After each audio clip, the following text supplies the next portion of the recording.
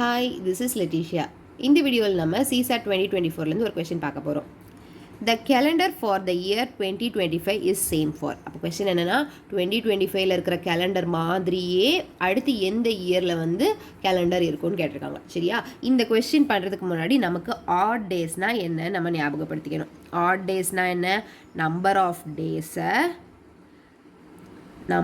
டேஸை 7ஆல் divide பண்ணுறப்போ வர reminder தான் ஆட் டேஸ். என்னது?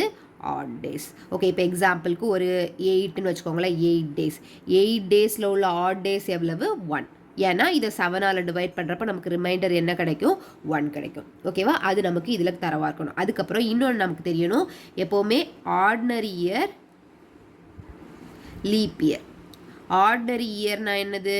எப்போ மாதிரி 365 டேஸ் இருக்கிறது. லீப் இயர்னா என்னது? டேஸ். ஓகே, இதில் எப்போவுமே ஆர்டினரி இயரோட ஆட் நம்பர் எப்படி இருக்குன்னா, odd number of ordinary year எப்படி இருக்குன்னா 1ஆக இருக்கும். சரியா? அது மாதிரி ஆட் நம்பர்லேயே ஆட் டேஸ்.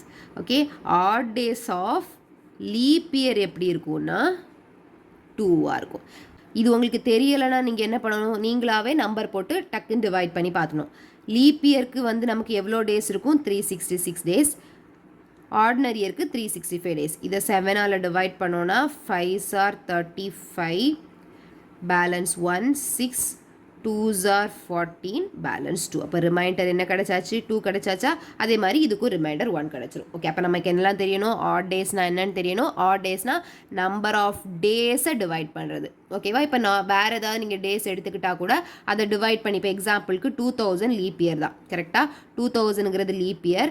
2000ல் மொத்தம் எவ்வளோ டேஸ் இருக்கும்? 2000ல் 366 டேஸ் இருக்கும். 366 டேஸ்னால் என்னது? அதோட ரிமைண்டர் 2. ஓகே தானே? அது மாதிரி நீங்கள் எந்த இயர் எடுத்தாலும் அந்த மாதிரி தான் வரும். ஓகே, இப்போ நமக்கு என்ன தெரிஞ்சாச்சு? ஆட் டேஸ்னால் என்னன்னு தெரிஞ்சாச்சு.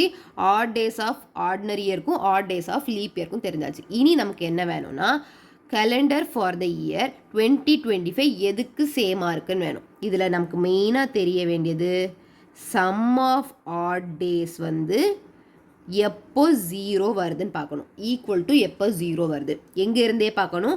2025லேருந்தே பார்க்கணும். சரியா? 2025ல் ஆட் டேஸ் எவ்வளோ இருக்கும்? 1. 26ல் 1, 27ல் 1, 28ல் 2 வரும், 29ல் 1, 30ல் 1, 31ல் 1, 32ல் 2. ஓகே, அப்போ இதிலேருந்து ஆட் பண்ணிகிட்டே வரணும். எப்போ 0 ஆட் டே 0 வருதுன்னு பார்க்கணும். 1 + 1 2 3 5 6 7. 7னாவே என்ன வந்துடும்? 0 வந்துடும். ஏன்னா 7 7ஆல் டிவைட் பண்ணால் 0 கிடச்சிரும். அப்போது நமக்கு 2030ல் என்ன கிடச்சிருக்கு? 0 கிடச்சிருக்கு. அப்போது நம்மளோட ஆன்சர் என்னென்னா, இதுக்கு அடுத்த வருஷம்தான் 2031ல் கேலண்டர் சேமாக இருக்கும். கிளியராக ஞாபகம் வச்சுக்கணும். 2030லே 0 போட்டுறக்கூடாது, 2031ல் 0 போட்டுக்கணும். 2031ல் ஆன்சர் கரெக்டாக இருக்கும். ஓகே, இப்போது நீங்கள் என்ன பண்ணுங்கள், இந்த கொஸ்டினுக்கு ட்ரை பண்ணி பாருங்கள். ட்ரை பண்ணி பார்த்துட்டு ஆன்சர் என்னன்னு கமெண்ட் பண்ணுங்கள். ஓகே.